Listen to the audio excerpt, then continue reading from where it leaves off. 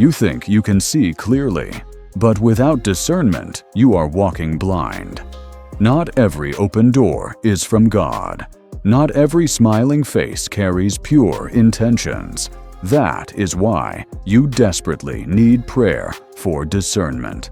It is the hidden key that separates the chosen from the deceived, the faithful from the trapped, the wise from the wandering.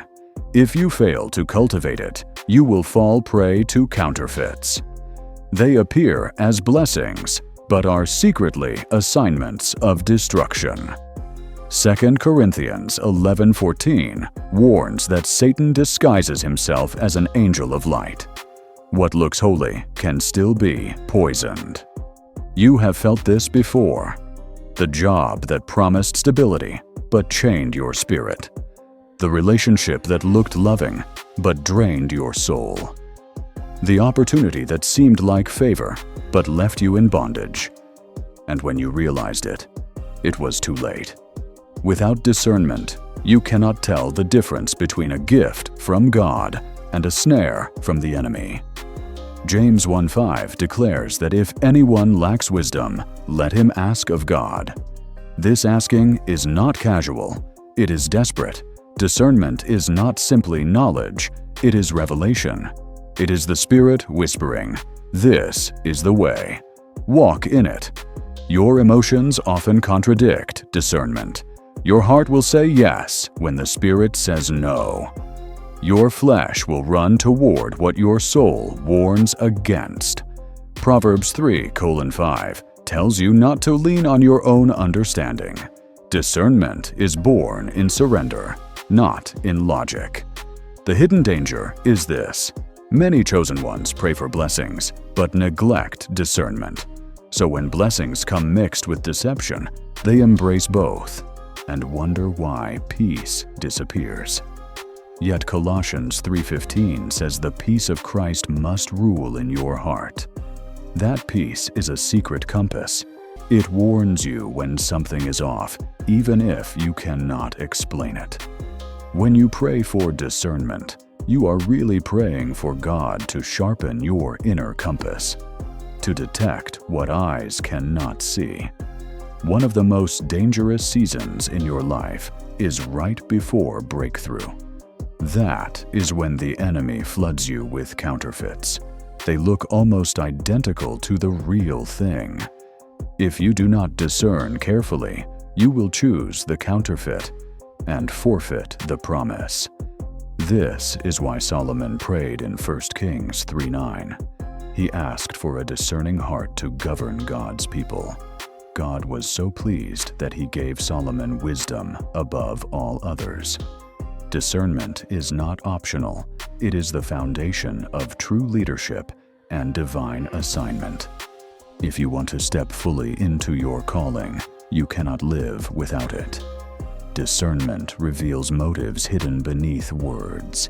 It uncovers traps disguised as opportunities. It shows you the difference between distraction and destiny. When you pray for discernment, you will notice subtle shifts. The friend who drains your energy, the deal that feels rushed, the invitation that stirs unease. These are not random feelings. They are warnings from the Spirit. Hebrews 5:14 says, "The mature train their senses to distinguish good from evil." Discernment is not given once. It is sharpened daily, through prayer, through fasting, through obedience. Here is the secret. Discernment grows when you choose God's whisper over your own desire. Every time you silence the flesh and obey the Spirit, your ear is trained. You recognize His voice more clearly. But if you ignore discernment long enough, your spirit becomes dull. You mistake noise for guidance. That is why chosen ones often fall into cycles of delay. Every time discernment was ignored, they stepped into a counterfeit. It stole time, energy, purity. Yet Romans 8:28 still stands. God turns even mistakes into lessons. He sharpens discernment for the future. Nothing is wasted. But you must not keep repeating blindness. Your prayer for discernment must be bold, unrelenting, specific. Ask God to expose what is hidden, to uncover lies wrapped in charm, to reveal traps you cannot see. When you pray this way, expect discomfort. Discernment often removes people you thought were permanent. It closes doors you begged to open. It redirects you from paths you desperately wanted. But this pruning is protection. John 15:2 says, "He prunes every branch that bears fruit, so it can bear more." Discernment will hurt before it heals, but it will save you from years of regret. Here is your warning. If you only pray for favor, but not for discernment, the favor you receive may destroy you. Without discernment, you cannot handle the weight of favor. Your prayer must be balanced. God, bless me, but also guard me. God, open doors, but also shut those not meant for me. God, send people, but also expose their true hearts. This prayer is dangerous to the enemy. Because discernment destroys his ability to deceive, it puts you one step ahead. It exposes the counterfeit before it lures you in. When you walk with discernment, you become a threat. You cannot be easily manipulated. You cannot be seduced. You cannot be distracted.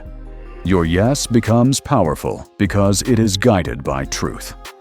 Your no becomes holy because it closes demonic access. Your path becomes straight because you no longer stumble blindly. So pray daily for discernment, not as a ritual, as a lifeline. Your destiny depends on it. 1 John 4:1 warns you not to believe every spirit, but to test them. Testing is the mark of discernment. Those who refuse to test will fall prey.